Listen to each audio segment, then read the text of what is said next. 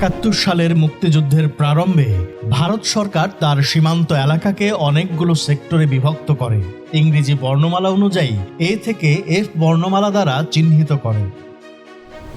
বাংলাদেশ সরকার তার সেক্টর সীমানা চিহ্নিত করে ১ থেকে ১১ ক্রমিক সংখ্যা দ্বারা। ভারতীয় সেক্টর বিভাজন অনুযায়ী বাংলাদেশের ১১ নম্বর যুদ্ধাঞ্চলটি ভারতীয় এফ সেক্টর হিসেবে গণ্য হয়, যার সদর দপ্তর ছিল ভারতের রাজস্থানে।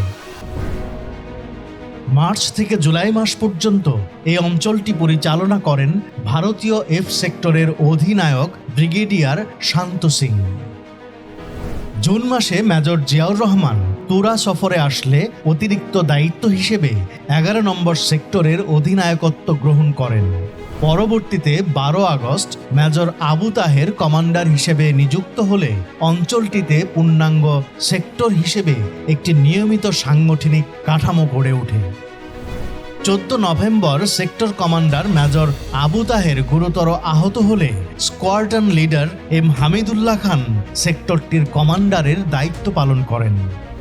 বৃহত্তর ময়মনসিংহ ও টাঙ্গাইল জেলা, সিলেট জেলা সুনামগঞ্জ মহকুমার পশ্চিমাঞ্চল এবং রংপুর জেলার কুড়িগ্রাম মহকুমার যমুনা নদীর পূর্ব তীরের অঞ্চল নিয়ে গঠিত হয় ১১ নম্বর সেক্টর। এ সেক্টরের অধীনে প্রায় ৩০,০০০ যোদ্ধা মহান মুক্তিযুদ্ধে অংশগ্রহণ করে।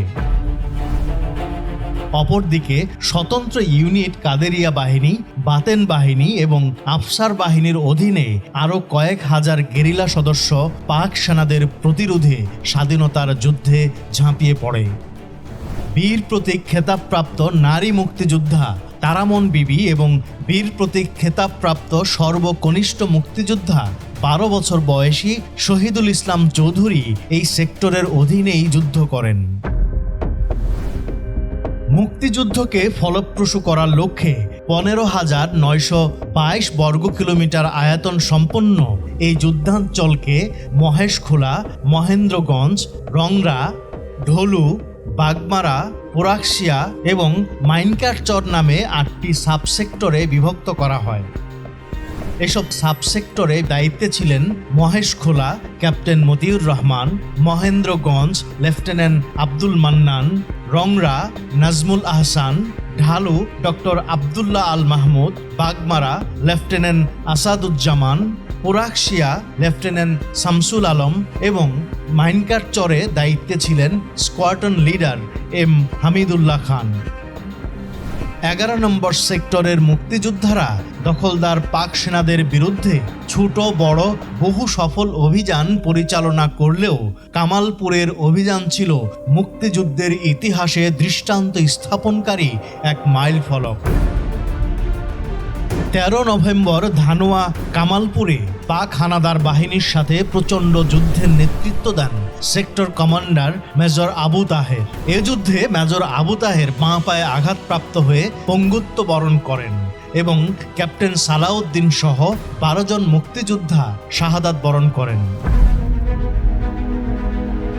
মুক্তিযোদ্ধাদের মরণপণ যুদ্ধের দীর্ঘ ২১ দিন পর ৪ ডিসেম্বর পাকিস্তানি ক্যাপ্টেন আহসান মালিকের নেতৃত্বে ২২০ জন সৈন্য আত্মসমর্পণ করে এবং পাক সেনাদের সুরক্ষিত ঘাঁটি কামালপুরের পতন ঘটে। অপরদিকে এ যুদ্ধে পরাজয়ের পর দিশেহারা পাক সেনারা রণভঙ্গ হয়ে জামালপুর, টাঙ্গাইল এবং ময়মনসিংহের দিকে পিছু হটতে থাকে। পরবর্তীতে মুক্তিবাহিনীর প্রচণ্ড প্রতিরোধের মুখে দখলদার বাহিনী একের পর এক পরাজয় বরণ করায় মুক্তিযোদ্ধারা বিজয়ের পথে অগ্রসর হতে থাকে। ভারতের আসাম রাজ্যের মহেন্দ্রগঞ্জে অবস্থিত সদর দপ্তর থেকে পরিচালিত ১১ নম্বর সেক্টরের মুক্তি সেনাদের গেরিলা কার্যক্রমে দেশের স্বাধীনতা যুদ্ধকে করেছিল আরও বেগবান এবং কার্যকর।